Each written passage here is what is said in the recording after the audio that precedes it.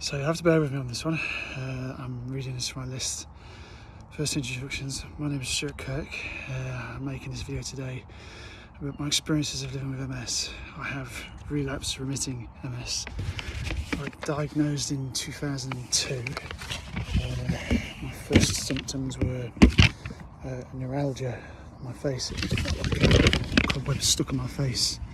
I saw the GP and he basically gave me, I think, carbamazepine. I'm not sure. It was for neuralgia. Then I was diagnosed with trigeminal neuralgia.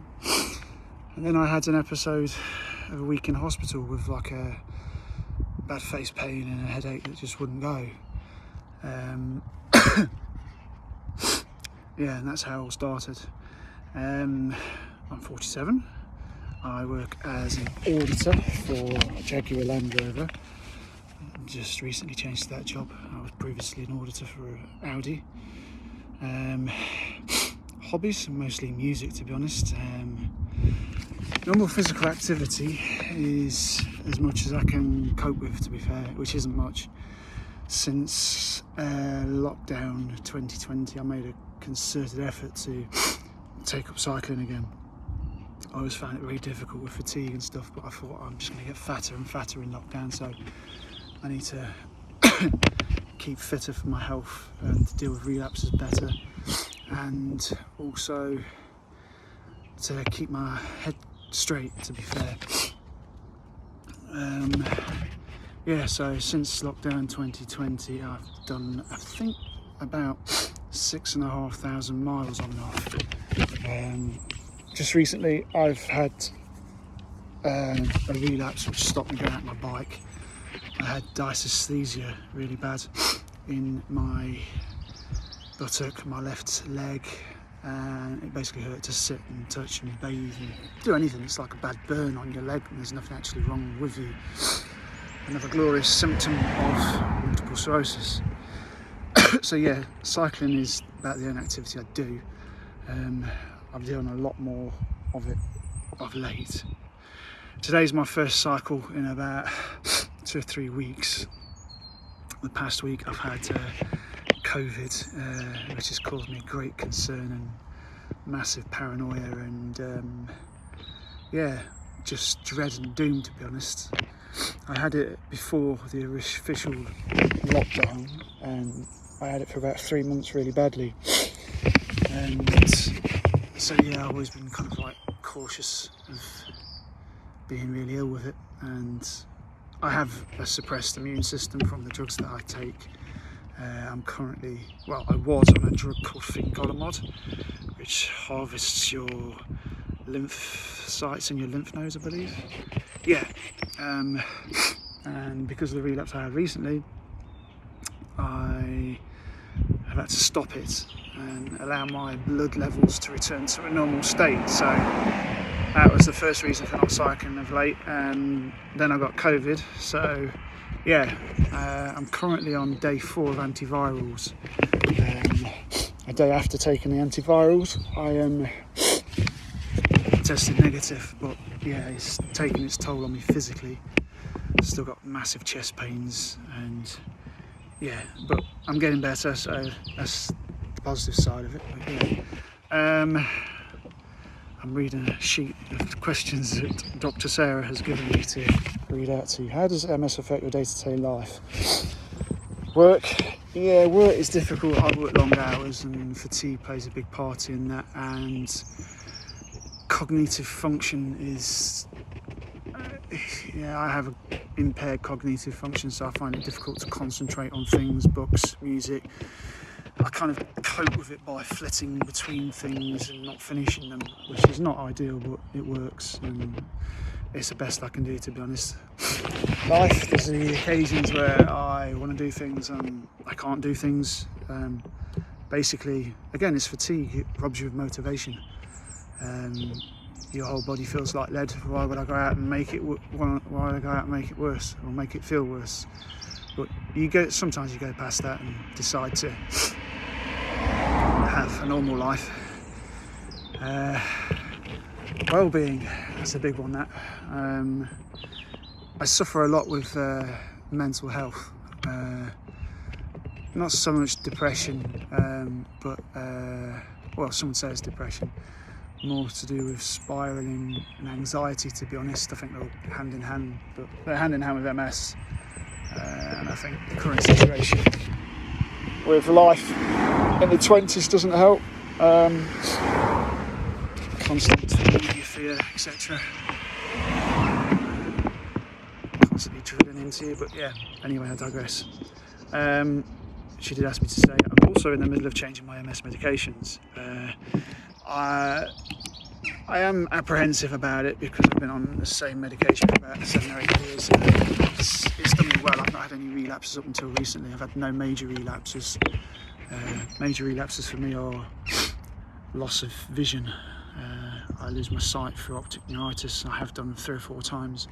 That's, again, one of the initial symptoms I got diagnosed with it back in 2002, yeah. You'll have to excuse bouncing around and digressing on things. I hope what I say helps with a bit of understanding of MS and these things. Right, so some of the common signs and symptoms I've experienced over the last couple of years. So, are you ready? So, dysesthesia.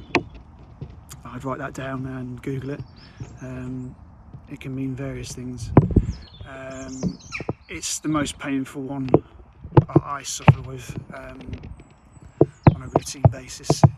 If you can imagine when you fall over having a graze, and that graze is red and bleeding, imagine that on the whole side of your body but nothing there, and your skin being hypersensitive to cold water. It feels like it's scalding, and hot water feels like it's cold. It's all about altered sensations and the wrong sensations, and it can be really pretty uncomfortable. And with that constantly, that just grinds you and grinds you and grinds you.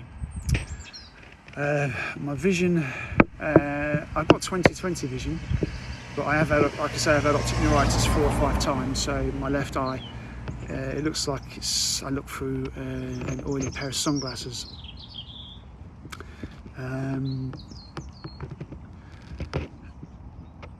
Another common symptom I suffer from is UTIs. It's also quite common with MS because I retain urine because I had a relapse around my groin a few years ago. I constantly get bladder infections. Sometimes I get hospitalised, and I have to self-catheterise as well. A bit degrading, but it's a double-edged sword. If I don't do it, I get UTIs. If I do it, I sometimes get UTIs. So yeah, so I have to self-catheterise twice a day to help that process along. I also have a bladder flush once a month, a drug called Hyostat to help repair damage to my bladder. Right, enough of that one. Let's go on to the next question. What is your normal management regime? Medications, etc. Okay, so my normal meds, like I say, was fingolimod. Has on it for 8 years. It works by harvesting your lymphocytes and suppressing your immune system, so that the stuff that attacks your immune system, that attacks your nervous system, is not floating around freely, which puts you susceptible to infections. So again, double-edged sword, because chest infections and UTIs cause relapses in MS. As I said, my drugs are changing because these are starting to work less. I'm going on a drug called Mavenclad. The process for doing that is I have to come off my current one for 2 months. Then I have to go on 10 tablets of Mavenclad a week, I think it is.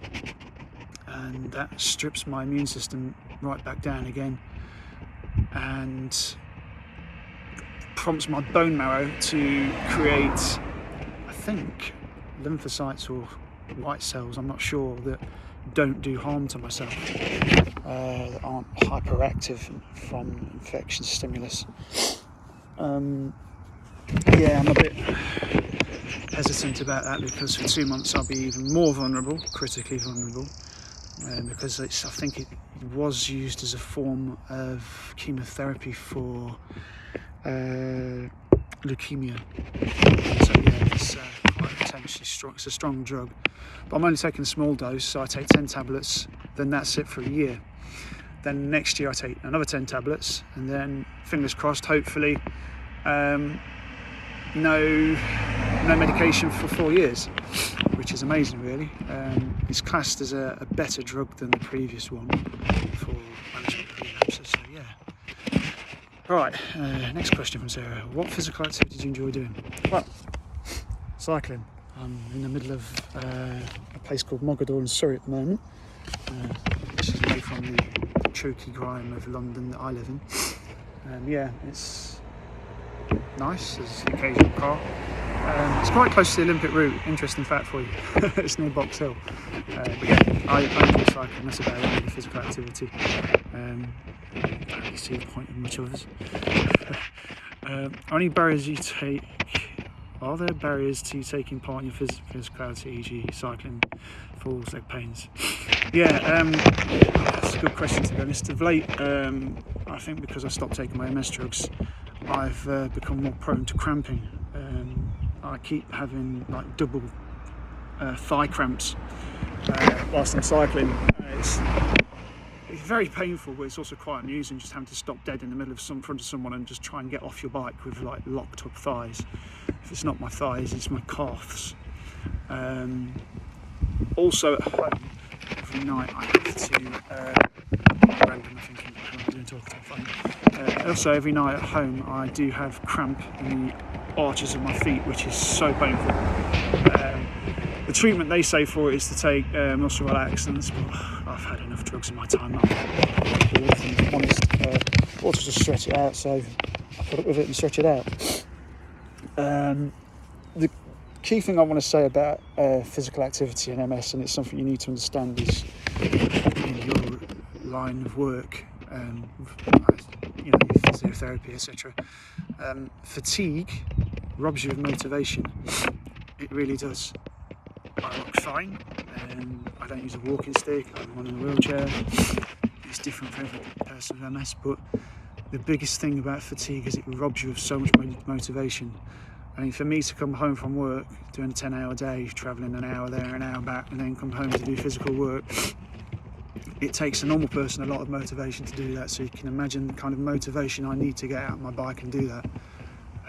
So yeah, fatigue it's a killer. It really is. Which goes on to the next question Sarah's asked. Thinking about fatigue, pacing yourself, hydration, feel more fatigued and warm, or anything else? Yeah, with MS, heat is a big thing. Heat intolerance is a big thing. So summer, you just tend to get more lethargic. There has been instances of people dying from indirectly from heat with MS. There was a lady a few years ago in America. She was sunbathing in her back garden, and yeah, the heat got to her in such a way that she was so weak she couldn't make it back inside, and she died of, I think, exposure and burns, to be honest, which is horrific. So yeah, heat is it's a big impact on MS. So keeping cool is a big thing, to be fair. It's all right when you're on holiday because you've got a pool to climb into to cool down, or the sea to cool down, etc. And you're in your shorts. But when you're working and there's no aircon or something like that, or when you're cycling as well, I have to stop and cool down, sit in the shade. I'm sitting in the shade now, if you can see. It's only 16 degrees. But yeah, it's difficult with the weather. Hydration, I have to drink stacks as it is because, like I said, I'm a UTI, so I'm probably drink about 4 litres a day. I don't think it helps with the fatigue at all. It does help with keeping my bladder clear.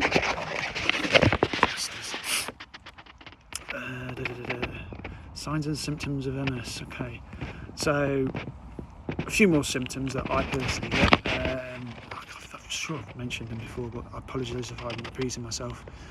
Again, it's a cognitive thing. So I struggle with memory badly. I have to have neuro assignments every year to monitor and track my cognitive function. I'm currently seeing a neuropsychologist for anxiety. Other symptoms, I get very bad shakes randomly, borderline on pretty similar to Parkinson's, to be fair, the type of severity of Parkinson's. They're there for a few hours, but unlike Parkinson's, they'll just randomly go and randomly start again. I get ocular migraines regularly. I get cluster headaches regularly. The problem is that with MS it's different for every patient, so you can't pigeonhole it, and there's just so many symptoms. The easiest analogy that I've told is that if you imagine a broken wire that shorts out on your computer, it doesn't get the correct signal. It's the same with MS, the correct signals. And as you can imagine, the nerves control every part of your body, so your muscles, your balance, your sight, your hearing.